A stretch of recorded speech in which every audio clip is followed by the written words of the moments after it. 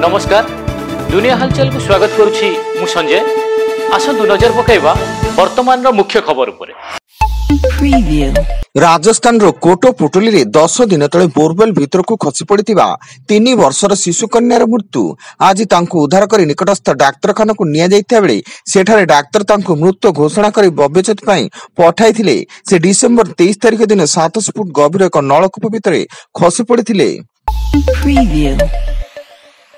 तमिलनाडु स्थित रामनाथपुरम मेडिकल रे भयावह अग्निकांड खबर पाई पुलिस एवं अग्निशम बाहिनी कर्मचारी घटनास्थल रे पहुंची निया को आयत्त करथिया बेले एथिरे के मृत्याहत होइनथिबे सूचना एवं हॉस्पिटल रे थिबा समस्त रोगी सुरक्षित थिया बेले शॉर्ट सर्किट जोगु निया लागिथिबार संदेह करा जाउची।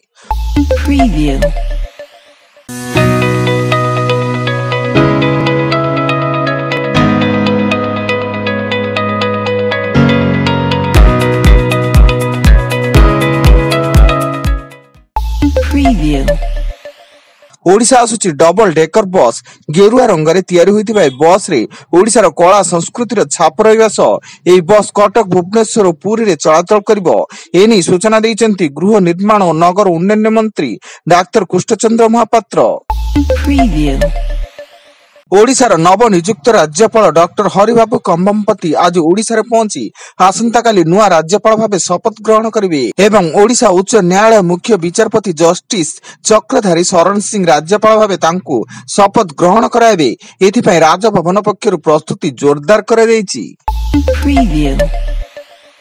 बालेश्वर जिला सिमुड़िया थाना अंतर्गत बाउरीपदा पंचायतर रामपुर ग्राम रे घर पछपट झरका ग्रिल भांगी लुट कले दुर्बृत्त 1 लाख टंका और 5 लाख ऊर्ध्व मूल्यर सुना गहना चोरी करथिया नै सिमुड़िया थाना रे अभियोग होईछि।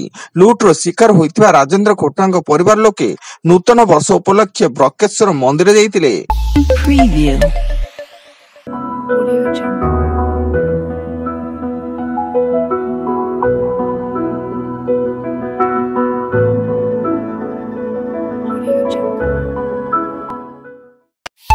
Preview. Audio Jungle.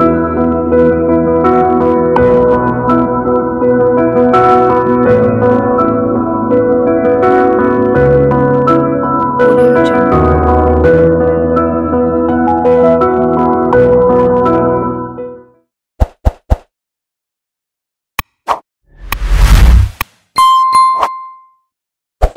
Preview.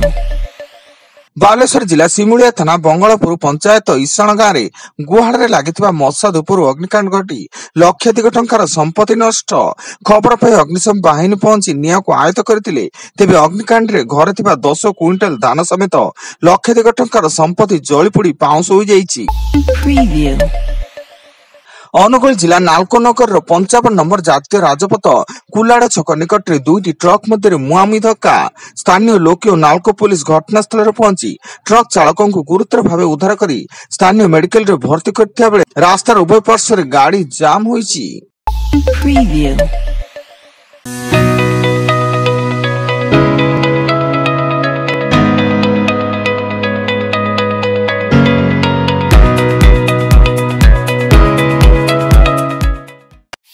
Preview.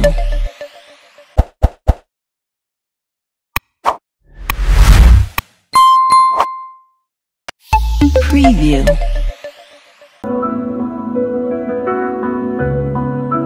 Audio Jungle.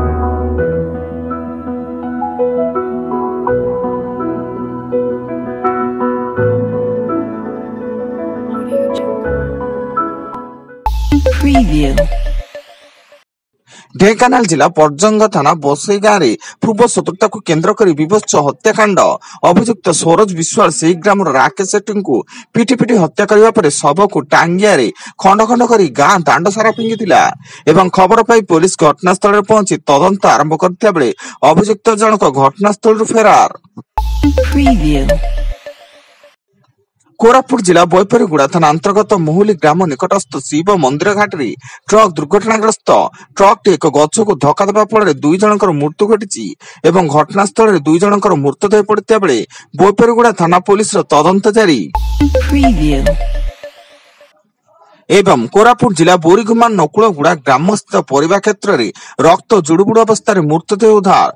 मृतक स्थानीय ग्राम जगन्नाथ माझी होता बेले से सांगसाथी निज घर पछपटे परिवा बगीचार भोजी करथिले। शेष में घर पछरे परिवा क्षेत्र में जगन्नाथ रक्त जुड़ुबुड़ मृतदेह उद्धार होता बेले बिसिंगपुर थाना पुलिस तदंत जारी। Preview. वर्तमान पाई एतिकी अधिक न्यूज अपडेट्स पाई विजिट करंतु आम वेबसाइट www.duniyahalchal.in। धन्यवाद।